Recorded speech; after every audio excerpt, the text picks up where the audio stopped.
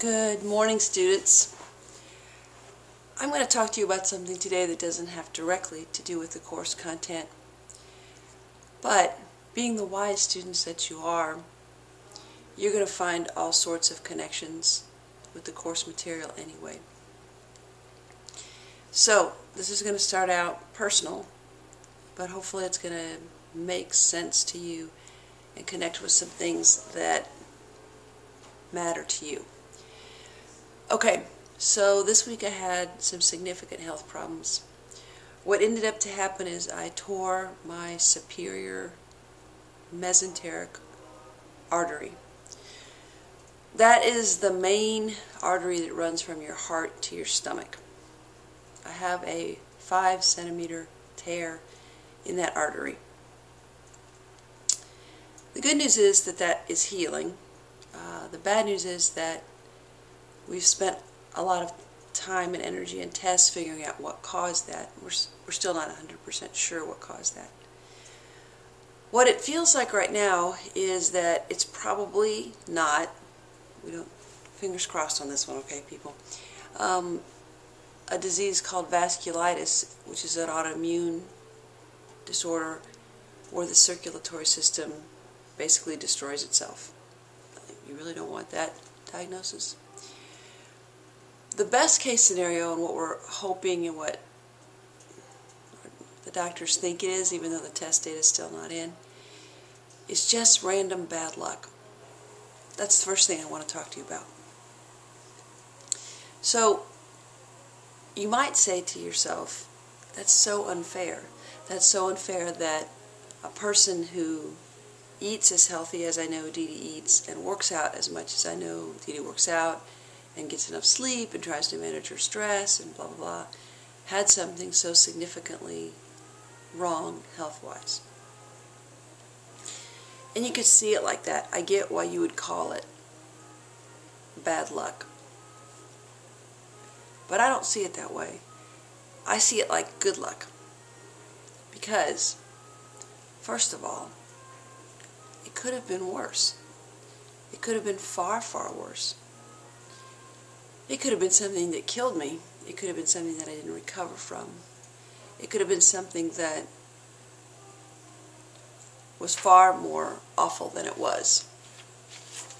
So, luck's all relative. And as long as we look at a half full glass and compare it to what could have been as far as worse, it keeps us healthy and keeps us strong.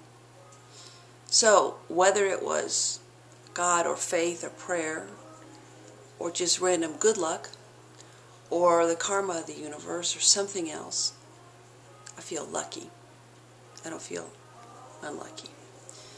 The second thing is that for those of you who exercise, I want to encourage you to keep exercising.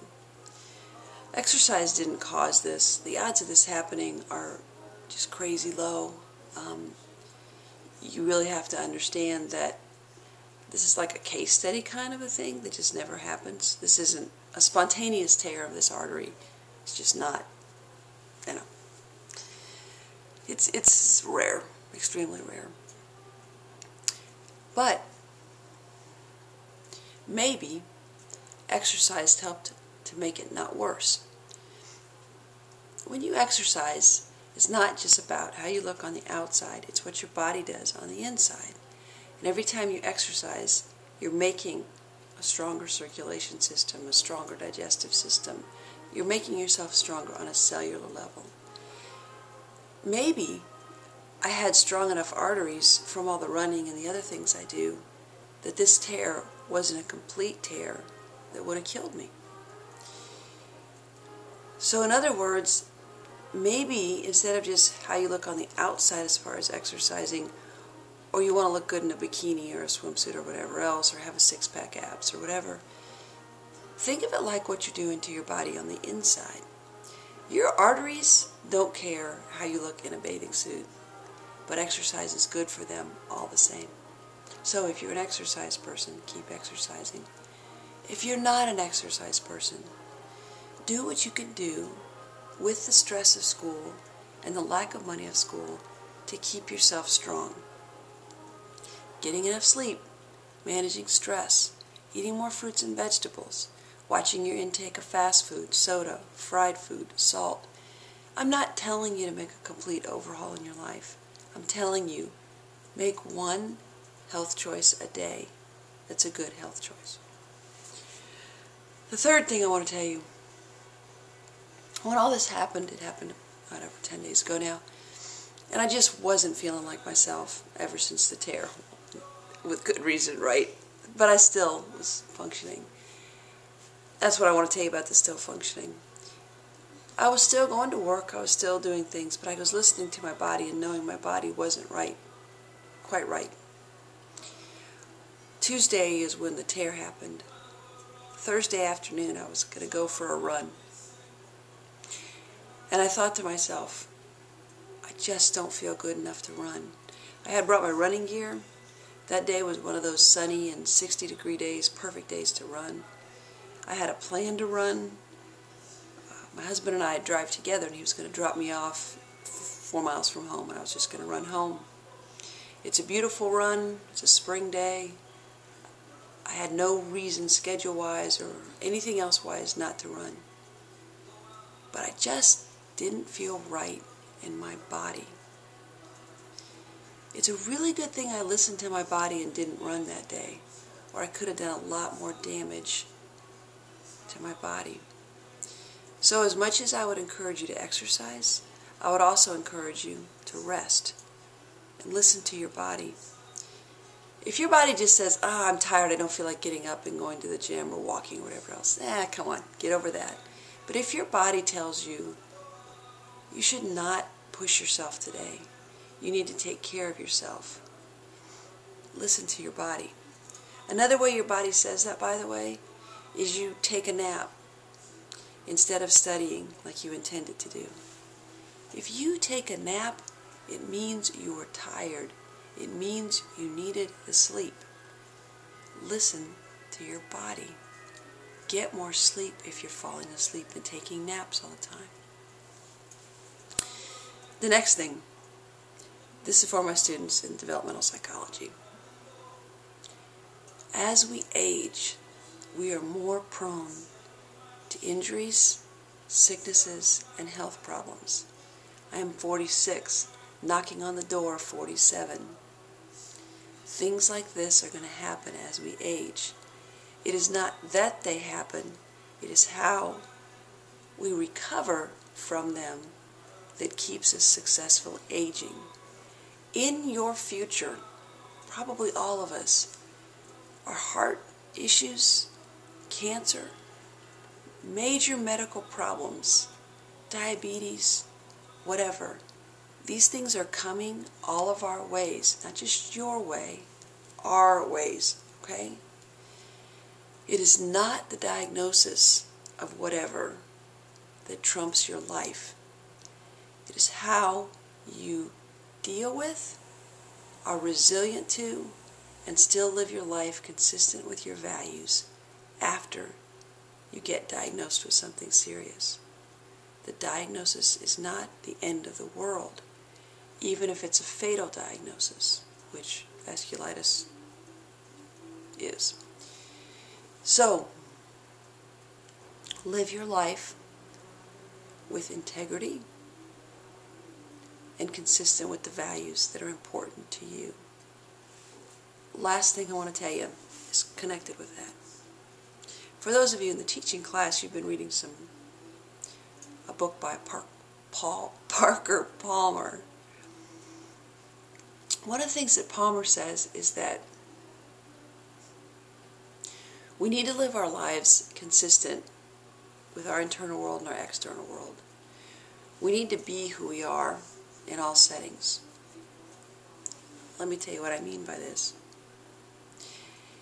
It means that I'm saying, instead of having a strong separation between work and home, that maybe instead the key word is not a separation, maybe the key word is a balance. If I seek authentic relationships in my family, why would I not seek authentic relationships in my work with my colleagues and my students. If I strive to be a person of values in my home, why would I not be the same person of values and have those same values in my work? And if I find my work to be meaningful, why would I not do it all the time at home or wherever else? I find my work to be meaningful. I find that encouraging students and people in general and transforming and extending knowledge and people, which is how I describe my job. I get to transform and extend ideas and people. That's cool. If that's who I am, why wouldn't I do it all the time? And so I do. And so, yes, I read dissertations in the ER. I graded your papers this week from the Harrison County Emergency Room after I had a heart event, which I don't need to go into, but I don't want to have those very often. That was another good example of listening to my body, though, because by the time I got to the ER, my blood pressure was 178 over 105. Okay? Pay attention to your body. Okay, that was the second theme, though, so back to this theme. I'm not telling you that you should think I'm such a hero because I did these things, right? I'm telling you that this is who I am. This is what I do. I encourage people. I value people. I heal people. I love people.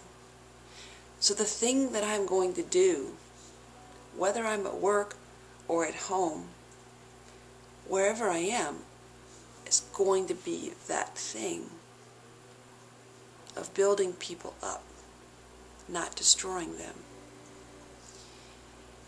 So it makes sense to me that even when I'm having health issues or whatever else, I'm building my life around love.